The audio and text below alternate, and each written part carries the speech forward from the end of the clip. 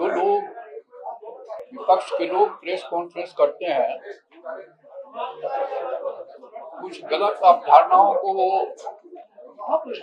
पेश करते हैं। इसीलिए जो तथ्य है वो तो आप लोगों को दे ही दिया गया है। इलेक्ट्रिसिटी एक्ट बनाने का अधिकार पार्लियामेंट को है।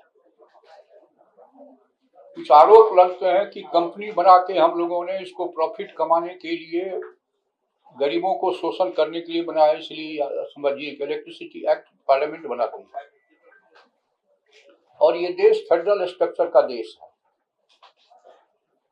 पहले बिजली बोर्ड भी ऑटोनोमस बॉडी था। जब इलेक्ट्रिसिटी एक्ट में परिवर्तन हुआ तो उसको होल्डिंग कंपनी में कन्वर्ट कर दिया गया। जब बिहार का बंटवारा हुआ तो 110 मेगावाट की 2 यूनिट बरौनी में और 110 मेगावाट की 2 यूनिट मुजफ्फरपुर में हिस्से में मिली। आज जो लोग कुछ सवाल उठाते हैं कि अपना पावर क्या हो, अपना प्रोडक्शन कितना होता है, जब इलेक्ट्रिसिटी एक्ट बनाने का अधिकार पार्लियामेंट को है तो किसी भी राज्य में अपना पावर हाउस नहीं होता है। पहले से था लेकिन कोयला आता है भारत सरकार से, रेल है भारत सरकार का। आते ही हम लोगों ने 2000 मेगावाट नबीनगर में, 500 मेगावाट बरौनी में और 400 मेगावाट मुजफ्फरपुर में बनाने का काम प्रारंभ किया। कालांतर में जो लोग पुराने लोग हैं वो जान रहे होंगे कि 60% से अधिक उत्पादन नहीं होता था बिहार में। आंदोलन, हर बात यूनियन, तो हम लोगों ने उसको भारत सरकार के एनटीपीसी को सपोर्ट कर दिया। 80% पावर के साथ एग्रीमेंट हुआ। दूसरी बात, एक आरोप ये भी लगा कि कंपनी के द्वारा शोषण किया जा रहा है। हम लोगों ने कंपनी को दिया।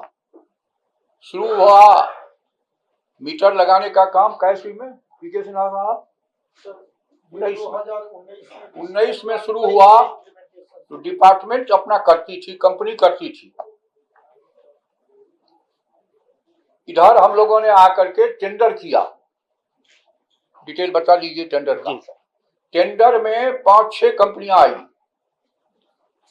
टेंडर का नियम यह है कि कंपनियां स्मार्ट मीटर लगाएगी और जब बिल उसका आएगा उसमें से 10% होल्डिंग कंपनी उसको भुगतान करेगी अगले 10 साल तक, और 10 साल तक उसको गारंटीड है मेंटेन वगैरह वही करेगा। इसलिए कंपनी को बेचने का ये आरोप जो है निराधार है, तथ्यहीन है, कोई मतलब नहीं है। उसमें 6-7 कंपनियां आई। टेंडर डिसाइड हुआ। हाई कोर्ट चले गए एक कंपनी।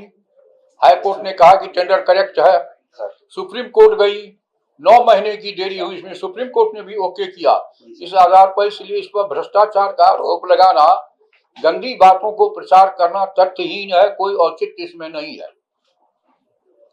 अब मीटर जो कंपनी लगाएगी वो पैसा नहीं लेगी लोगों से, केवल प्रत्येक घर में मीटर, स्मार्ट मीटर लगाएगी और बिजली बिल तो उसमें आएगा।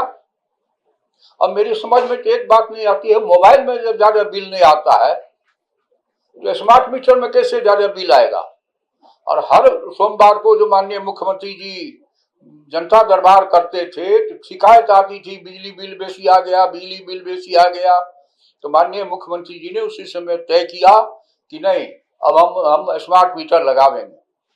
पिछले दिनों 7-8 राज्य के लोग आए थे बिहार का स्मार्ट मीटर देखने के लिए, और भारत सरकार ने भी कई एक मीटिंग में इसको कहा कि बिहार को फॉलो करो, और कई एक मामले में बिहार को अवार्ड भी मिला है कंपनी को।